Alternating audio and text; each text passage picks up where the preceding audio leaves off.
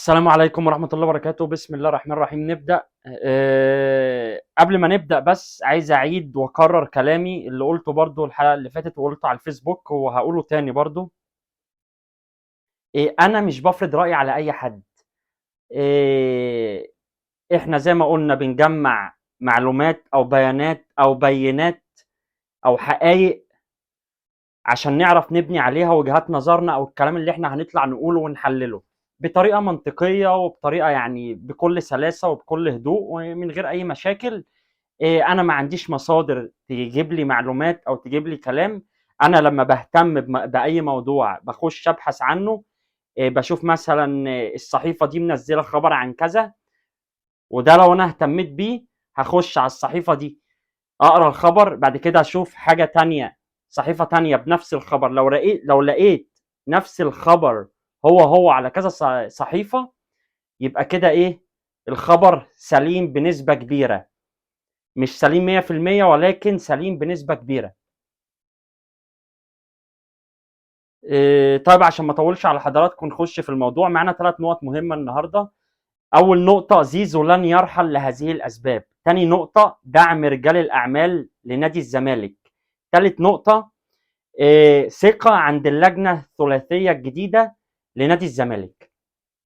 نبدأ من المنتصف كده، من النص، من تاني نقطة: دعم رجال الأعمال لنادي الزمالك. الأستاذ أو اللواء حسن موسى عبد الكافي طلع مع كابتن مجدي عبد الغني وطلع في كذا برنامج على قناة نادي الزمالك. طلع قال آه، الدنيا يعني مش سهلة، ولكن بنبذل جهدنا وهنبذل جهدنا، وفي ناس رجال اعمال وكوادر في نادي الزمالك وناس كبيره من نادي الزمالك، سواء كانوا لعيبه سابقين او رجال اعمال او ناس ليها مناصب كبيره، هيساعدونا.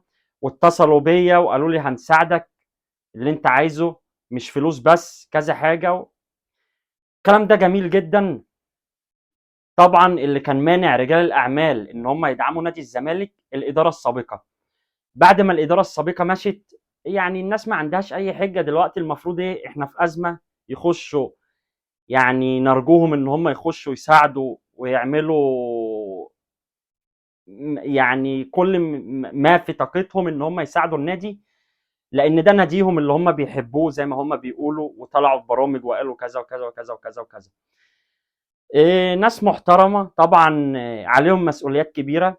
وكل اللي هيدعم نادي الزمالك طبعا الجماهير مش هتنسى الكلام ده. وده مش اللي هي بس عشان اللي هم الناس بتاعت الرايات الحمر ما يطلعوش يقول لك بيشحتوا عن النادي والكلام ده. يعني ان انت تدعم النادي بتاعك ده شيء طبيعي، ما هم بيجي لهم دعم من اي حد، وكانوا بيطلعوا برضه يقولوا ادعموا مش ادعموا ويروحوا ياخدوا قروض ومش قروض. بس فحاجه يعني كويسه وحاجه مهمه جدا ان رجال الاعمال تدعم النادي. وده طبعا يعني مش كلام وخلاص. خليها في النقطه الثالثه. نيجي لتاني نقطه: زيزو لن يرحل لهذه الاسباب. كابتن ميدو طلع قال ان والد زيزو عايز يقعد مع وزير الشباب والرياضه، يقول وزير الشباب والرياضه يخلي زيزو يرحل، والكلام كبير كده يعني برضه مش منطقي قوي. اولا زيزو مفيش عرض جاي ليه دلوقتي غير كان عرض الشباب السعودي، اللي هو العرض الكبير، اللي هو العرض اللي يليق بزيزو ويليق بنادي الزمالك، هو الشباب السعودي. والشباب السعودي دلوقتي بيتفاوض مع الجناح البرازيلي ويليان. ده طبعا المصدر ده موقع 195 سبورتس. ويليان لعب في جناح فولهام الانجليزي. المصدر بيأكد بقى ان هم خلاص اتفقوا بنسبة كبيرة جدا مع اللاعب ان هم يضموه جناح، يعني بدل زيزو هيجيبوا ده. وبيتفاوضوا مع كذا لاعب تاني. فاعتقد ان خلاص، لان اصلا خلاص فاضل اسبوعين والقيد يقفل عندهم في السعوديه، فما فيش وقت للتفاوض وما فيش وقت نعلي السعر، لا وطي السعر، لا مش عارف ايه، ما فيش عندهم وقت. فخلاص زيزو يعني بنسبه كبيره مكمل معانا لحد يناير. يطلع يقول لك والد زيزو هيروح مش عارف فين، هيروح عايز زيزو يمشي، مش عايز زيزو يمشي. وزيزو اصلا كان منزل بيان: انا جماهير الزمالك وهفضل في النادي وعايز افضل اطول فتره ممكنه وعايز اساعد النادي. البيان اللي احنا عارفينه طبعا اللي هو زيزو نزله. إيه، فبالمنطق والعقل لما يطلعوا يقولوا الكلام ده المفروض احنا ايه نستقبله، نحلله بالعقل، نفكر فيه. السعوديه خلاص الكده هيقفل عندهم اسبوعين، واللجنه الموجوده حاليا ملهاش ان هي تبيع لعيبه غير لما يستعينوا بلجنه رياضيه. يعني قصه كبيره هتاخد وقت وفيها وقت كبير، هيكون الكده قفل خلاص. فزيزو باقي في نادي الزمالك على الاقل لحد يناير. خلاص كده موضوع زيزو. نخش على النقطه الثالثه. ثقه كبيره عند اللجنه الثلاثيه الجديده. برضو اللواء حسن موسى عبد الكافي طلع قال، بيتكلم بثقة كبيرة جدا: احنا هنخلص، احنا خلاص بنصلح الدنيا. حاجات إيجابية. ليه إيجابية؟ طبعا احنا عايزين أفعال مش عايزين كلام، ده واحد. ولكن ان هو ما يقولش الدنيا بايظة ونادي الزمالك بايظ والمسؤوليه علينا كبيره والضغط كبير وعايز الناس تصبر شويه ومش عارف ايه والكلام ده كله. فدي حاجه ايجابيه ان هو ما يقولش الكلام ده ويكون عنده ثقه. فما يكون عنده ثقه بيدي ثقه للجماهير، بيدي ثقه للناس اللي شغاله معاه، بيدي ثقه مش عارف مين، وناس كبيره جدا شغالين. يعني عندك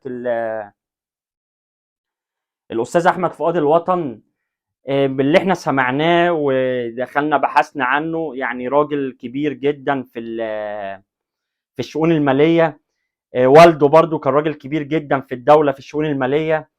يعني ناس محترمه وناس عايزه تشتغل احنا طبعا داعمين ليهم وداعمين لاي حد بالذات في الوقت ده انه يشتغل. على الاقل نشوفهم اسبوع 2 3 بيعملوا ايه. والناس دي جايه مؤقتا، الناس دي شهر او 2 بالكتير قوي. في نقطه برضو بعديها، يعني الناس المرشحين لرئاسه النادي. طبعا اما يعني انت عايز تخش مكان مش عايز يبقى فيه مشاكل في المكان اللي انت هتدخله. فاكيد الناس اللي هم عايزين يترشحوا دول مهما كانوا مشغولين بالمناصب ومش مناصب، فاكيد ان هم هيدعموا. لان هم لما يجوا يترشحوا مش عايزين يدخلوا على خرابه، عايزين يدخلوا على حاجه نظيفه عارفينها، حاجه يعني سهله عارفين هيعملوا ايه مش هيعملوا ايه. فبرضه مفيش خوف، مفيش قلق كبير يعني منهم. هو القلق الوحيد ان هم يكون عينهم على المناصب بس. لو انت عينيك على المناصب والكرسي بس هتتعامى عن اي حاجه تانية. تتعامى مثلا عن اهداف، كل حاجه هتبقى شخصيه بالنسبه لك. انا عايز احقق انجاز، انا عايز اكسب شهره، انا عايز اطلع في الميديا، انا عايز مش عارف اعمل ايه، انا عايز اثير الجدل، ولكن يعني نموذج عندنا كابتن حسين لبيب، آه، يعني راجل محترم برضه. ده مش تطبيل ولا ده مش فرش سجاده ولا اي حاجه. يعني هو الراجل لما بيطلع بنتكلم واحنا بنحكم بالكلام، بعد كده بناخد الكلام بنحلله. حللنا الكلام لقينا الراجل محترم بيتكلم كلام سليم، بيتكلم يعني افكاره مترتبه، مؤشرات برضو كويسه. اكيد بنسبه كبيره، بلاش كلمه اكيد، بنسبه كبيره هيدعموا اللجنه الحاليه، سواء بفكره سواء بمساعده، سواء ان هم كان عندهم خبرات في الاداره فهيساعدوهم مثلا ازاي يعني يديروا بعض الملفات، بعض الازمات يحلوها كده يعني.